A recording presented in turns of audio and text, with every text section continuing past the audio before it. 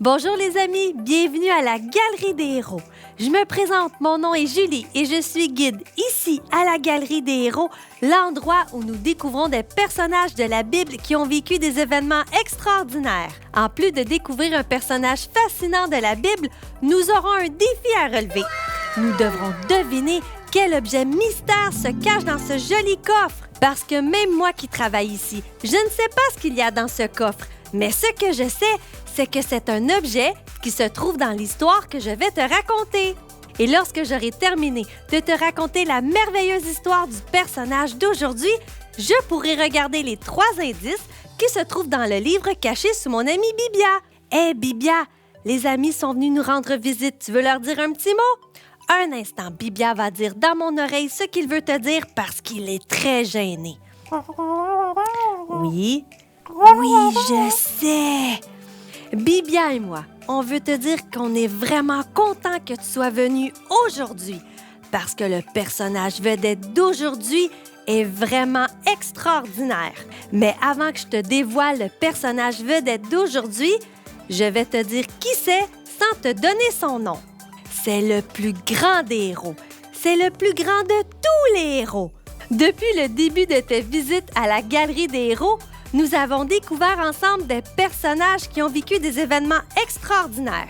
Est-ce que tu te souviens de toutes ces personnes? Il y avait Abraham, Joseph, Moïse, Josué, Gédéon, David, Élie, Daniel et Esther. Mais si tu as remarqué, il y en a un que je n'ai pas dit son nom. Alors aujourd'hui, nous allons découvrir le plus formidable de tous, car il t'aime et il te l'a prouvé en faisant quelque chose d'extraordinaire. Tu es prêt? Le personnage vedette d'aujourd'hui, c'est Jésus!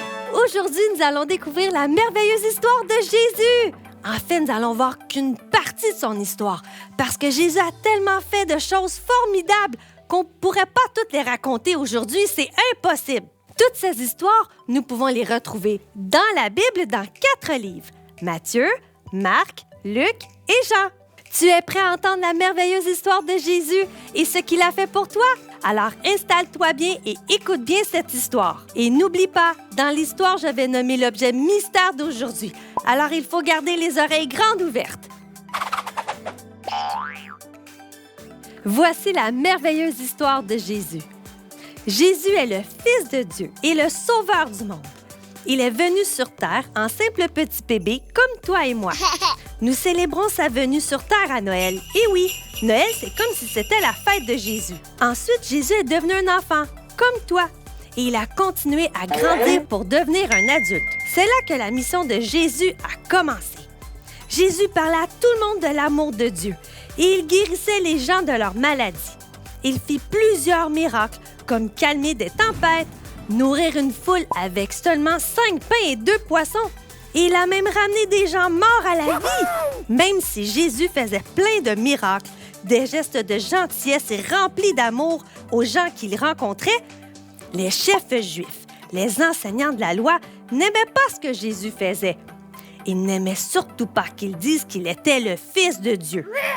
Ils trouvèrent donc le moyen de le faire arrêter afin de s'en débarrasser une bonne fois pour toutes. Et voici comment ils ont fait. Pour avoir de l'argent, Judas, un ami, un des 12 disciples de Jésus, accepta malheureusement de trahir Jésus en disant aux soldats où il se trouvait. Jésus était dans un jardin en train de prier et Judas montra aux gardes qui était Jésus. Jésus fut arrêté et amené devant les chefs juifs pour qu'ils décident qu'est-ce qu'il allait bien faire de lui. Arrivé devant les chefs juifs religieux, les chefs demandèrent à Jésus s'il était le Fils de Dieu, le Sauveur du monde. Jésus leur répondit « Je le suis ». Alors les chefs furent furieux et ils crièrent « Jésus est coupable, il mérite de mourir ». Ils apportèrent Jésus devant Pilate, le chef romain, et il écouta leurs plaintes, ce qu'ils avaient à dire contre Jésus. Pilate ne voyait pas ce que Jésus avait fait de mal, parce que Jésus ne faisait que du bien autour de lui. Finalement, pour ne pas que les chefs juifs soient furieux contre lui, Pilate dit aux Juifs qu'il allait punir Jésus et ensuite le relâcher. Mais la foule continuait à crier de plus en plus fort. Les gens voulaient que Jésus meure. Crucifiez-le! Nous voulons le voir mourir sur la croix! » Alors Pilate, à cause de la foule en colère, envoya Jésus pour se faire crucifier. Jésus fut donc battu et ensuite les soldats le clouèrent sur une croix. Pendant que Jésus était sur la croix, plusieurs personnes lui crièrent « Si tu es le Fils de Dieu, sauve-toi de la croix! » Mais Jésus savait qu'il devait mourir pour pardonner nos péchés pour accomplir sa mission. Et l'heure arriva où Jésus mourut. Un homme qui s'appelait Joseph prit le corps de Jésus et le plaça dans un tombeau. 3 jours passèrent et il semblait que tout était fini. Les amis de Jésus, ses disciples, étaient tristes. Très tôt le dimanche matin, les femmes qui s'occupaient du corps de Jésus allèrent au tombeau. Mais elles virent que le tombeau était vide et que Jésus n'était plus là. Ensuite, elles virent un ange qui leur dit « N'ayez pas peur, il n'est pas ici, il s'est réveillé de la mort. » Les femmes coururent voir les amis de Jésus pour leur dire ce qu'elles avaient vu et entendu. Jésus est vivant, il n'était plus dans le tombeau. Wow, tu imagines? Jésus s'est réveillé de la mort. Il a combattu la mort et il a gagné. Et parce qu'il a fait cela, il a vaincu le péché. Des erreurs, des péchés, on en fait tous les jours. Mais Jésus nous aime quand même. Et il nous l'a prouvé en mourant sur la croix pour nous. Jésus est le plus grand des héros. Il est le plus grand et le plus fort. Et c'est pour cela que tu peux avoir confiance en Jésus et croire qu'il est toujours là tout près de toi pour t'aider à faire les bons choix, les bonnes actions et pour te protéger. Avant de découvrir l'objet mystère d'aujourd'hui, nous allons dire ensemble le verset vedette de la Galerie des héros. Nous le retrouvons dans la Bible, dans le livre des Hébreux, au chapitre 11 et au verset 1. C'est le code secret pour pouvoir le trouver dans la Bible. Hébreux, chapitre 11, verset 1. On le dit ensemble avec les gestes. Tu es prêt? Mettre sa foi en Dieu, c'est être sûr de ce que l'on espère. C'est être convaincu de la réalité de ce que l'on ne voit pas. Hébreux 11, 1. C'est un très beau verset parce qu'il te dit qu'avoir la foi, c'est croire que Jésus est toujours là tout près de toi pour t'aider, même si tu ne le vois pas, même si tu ne connais pas tout et même si tu ne sais pas tout. Alors, il est maintenant temps de découvrir l'objet mystère d'aujourd'hui. Allons voir les 3 indices qui sont dans le livre caché sous mon amie Bibia. Hé! Il n'y a pas de livre! Bibia, est-ce que tu savais qu'il n'y avait pas de livre? Un instant, Bibia veut me dire quelque chose. Oui? Oh! Bibia le savait! Il m'a dit que c'était une surprise!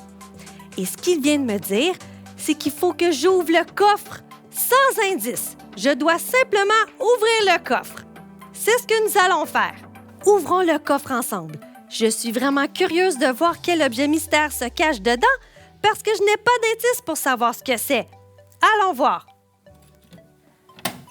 Oh!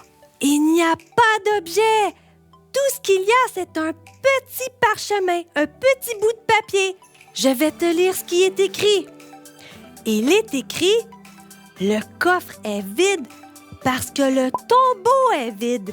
Jésus est vivant! » Wow, c'est vrai! Jésus est vivant et parce qu'il est vivant, il peut remplir ton cœur vide. Jésus veut devenir ton ami afin de remplir ta vie de joie, de paix et d'amour. Fais confiance en Dieu et tu pourras vivre des choses extraordinaires. C'est génial! Aujourd'hui, finalement, on n'a eu aucun défi à relever. Mais ce que nous avons su, c'est que nous pouvons devenir un ami de Jésus. Ça, c'est formidable! Alors, avant que tu nous quittes, je veux vraiment prendre le temps de prier avec toi. Alors, ferme bien tes yeux et écoute bien. Merci Dieu pour la merveilleuse histoire de Jésus que nous avons découvert aujourd'hui.